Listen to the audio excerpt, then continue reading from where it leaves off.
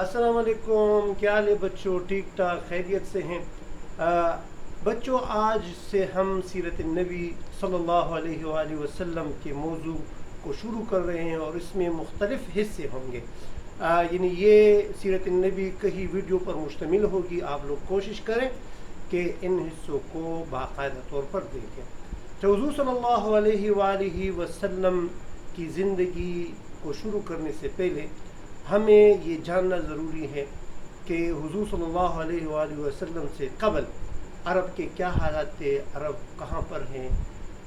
اصل میں عرب جو ہیں اس کو جزیرہ عرب بھی کہتے ہیں۔ جزیرہ اس کو اس لیے کہتے ہیں کہ اس کے ارد گرد جو ہیں یہ سمندر واقع ہے۔ یعنی اگر آپ لوگ یمن کو دیکھ لیں، عمان کو دیکھ لیں، تو یہ علاقے جو ہیں اس پر سمندر ہیں۔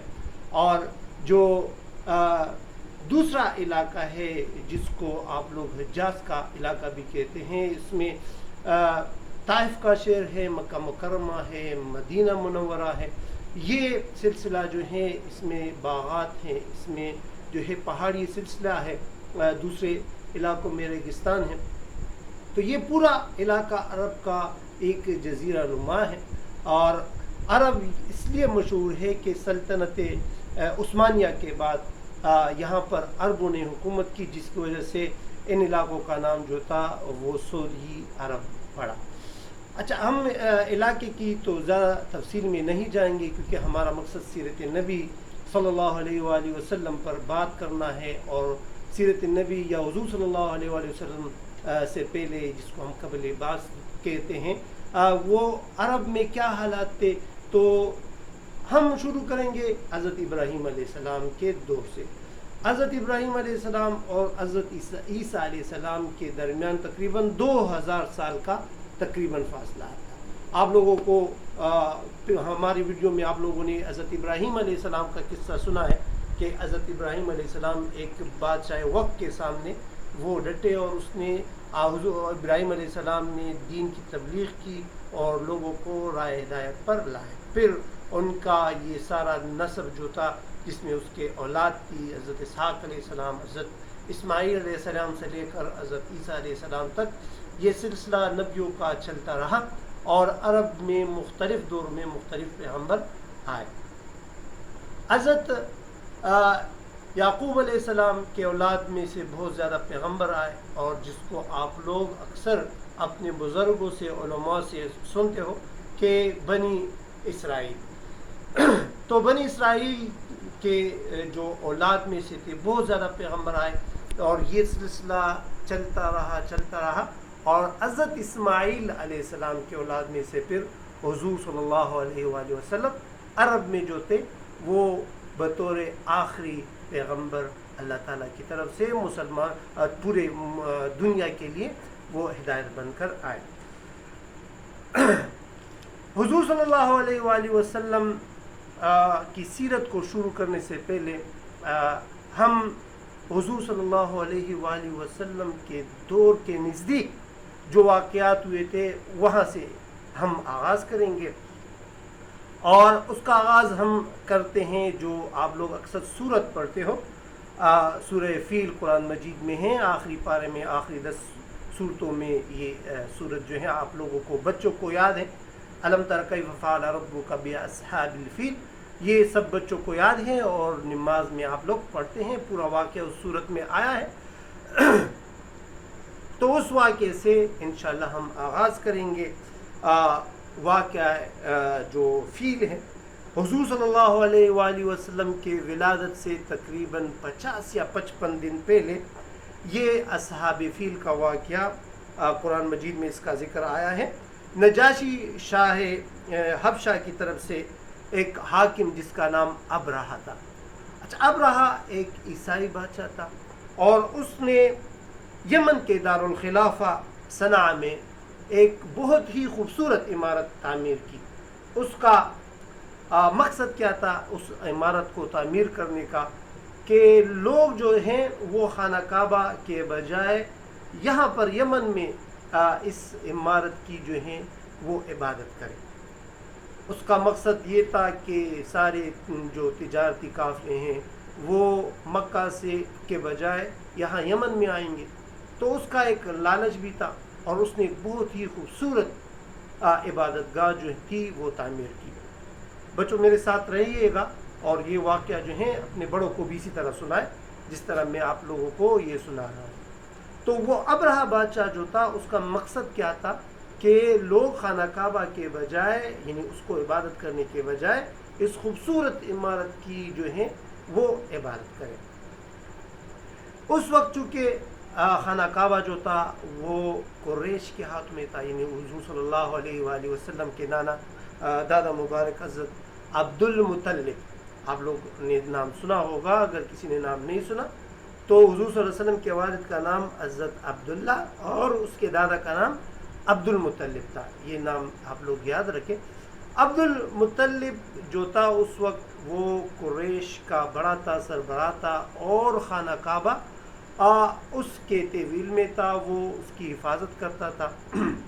تو جب ابرہہ نے وہ عمارت بنائی تو اس وقت ایک دوسرے قبیلے کا آدمی تھا, اس نے کیا کیا, جو عرب کا قبیلہ بنی کنانہ ہے اس کا ایک آدمی تھا, تو اس نے اس کے جو نئے عمارت اس نے تعمیر کی تھی اس نے پاخانہ کیا, جس سے ابرہہ جو ہیں وہ بہت ہی غصے میں آیا اور اس نے غصے میں یہ فیصلہ کیا کہ میں اس خانہ کعبہ کو کیا کروں گا, تباہ و برباد کروں گا, نعوذ باللہ.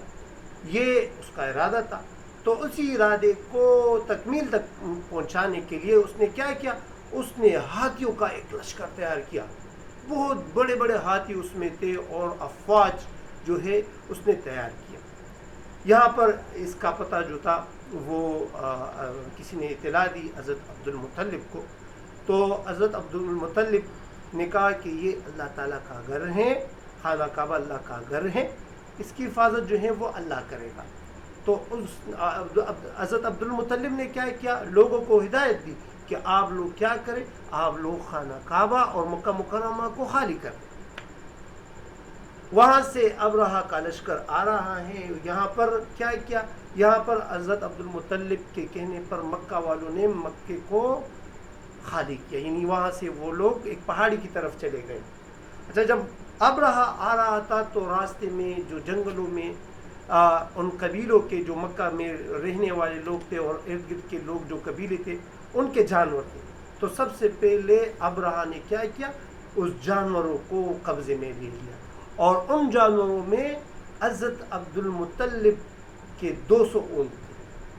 یہاں پر جب عبد المطلب کو پتہ چلا کہ 200 اونٹ ابرہہ نے وہ قبضے میں لے لیے, تو عبد المطلب نے کیا کیا, اس نے اپنے ساتھیوں سمیت ایک جرگہ بنایا, ایک فوج تشکیل دی اور وہ ابرہہ کے پاس چلے گئے اور ابرہہ کو کہا کہ اے ابرہہ, آپ نے میرے اونٹوں کو قبضہ کیا ہے, 200 اونٹ آپ کے قبضے میں ہیں, وہ مجھے واپس دے دو. ابرہہ حیران ہوا. ابرہہ کے خیال ذہن میں یہ تھا کہ عبد المطلب وہ ایک بہت ہی دبدبے والے بندہ تھا اور بہت ہی حوصلے والے بندہ تھا, اور اس کے چہرے پر ایک جلال تھی. تو سب سے پہلے تو ابرہہ اس سے گھبرایا, اور جب ابرہہ نے اس سے پوچھا کہ کیا آپ خانہ کعبے کے متعلق نہیں پوچھو گے, میں تو خانہ کعبے کو تباہ و برباد نعوذ باللہ کرنے آ رہا ہوں, آپ اپنے 200 اونٹوں کا پوچھ رہے ہیں. تو حضرت عبد المطلب نے جواب دیا کہ وہ اللہ کا گھر ہے, خانہ کعبہ جو ہے اللہ کا گھر ہے, اس کی حفاظت تو اللہ کرے گا, میں اپنے 200 اونٹوں کا مالک ہوں, مجھے اپنے 200 اونٹ دے دے. تو ابرہہ کے ذہن میں آیا کہ چلو یہ 200 اونٹ اس کو دے دیتا ہوں, یہ راستے سے ہٹ بھی جائے گا, یہ مزاحمت بھی نہیں کرے گا, اور تھوڑا گھبرایا بھی تھا. تو اس نے کیا کیا, اس نے حضرت عبد المطلب کو 200 اونٹ جو تھے وہ واپس کیے. اس پر اس کو ابرہہ کو تھوڑا ایک تعجب بھی ہوا کہ اس نے کیوں خانہ کعبہ کے بارے میں نہیں پوچھا, جبکہ اس نے جواب سنا بھی تھا کہ یہ اللہ کا گھر ہے اور اس کی حفاظت اللہ ہی کرے گا. عبد المطلب کا یہی جواب کہ میں اونٹوں کا مالک ہوں, میں اسی کا پوچھوں گا. تو اسی اونٹوں کے ساتھ وہ رخصت ہوا اور پہاڑیوں کی طرف چلا گیا. اچھا, جب ابرہہ خانہ کعبہ کے نزدیک ہوا تو اللہ تعالیٰ جو قادر مطلق ہے، کائنات کا بادشاہ ہے، سارا کائنات جو ہے اس کے تابع ہیں، تو اللہ تعالیٰ نے کیا کیا؟ اللہ تعالیٰ نے چھوٹے چھوٹے پرندوں کو، ابابیل جسے آپ لوگ کہتے ہیں، اس کو حکم دیا کہ جاؤ اپنی چونچ میں اور اپنے پیروں میں کیا کرے، چھوٹی چھوٹی کنکریاں یہ لے کر ان لشکر پر برسائے۔ تو پرندوں کا ایک جھنڈ جو ہے وہ سامنے آیا، اور جیسے ہی وہ خانہ کعبے کے قریب ہو رہا تھا ابرہہ کی فوج، تو سامنے سے پرندوں کا جھنڈ آیا، اور ہر پرندے کے منہ چونچ میں اور اس کے پاؤں میں کنکریاں تھیں۔ اور روایت میں یہ بھی آتا ہے کہ جو ہاتھی تھے ان کے اپنے نام تھے اور افواج کے اپنا نام تھے، تو وہ ان کنکریوں پر ان ہر ایک سپاہی کا اور ہر ایک ہاتھی کا باقاعدہ نام لکھا تھا۔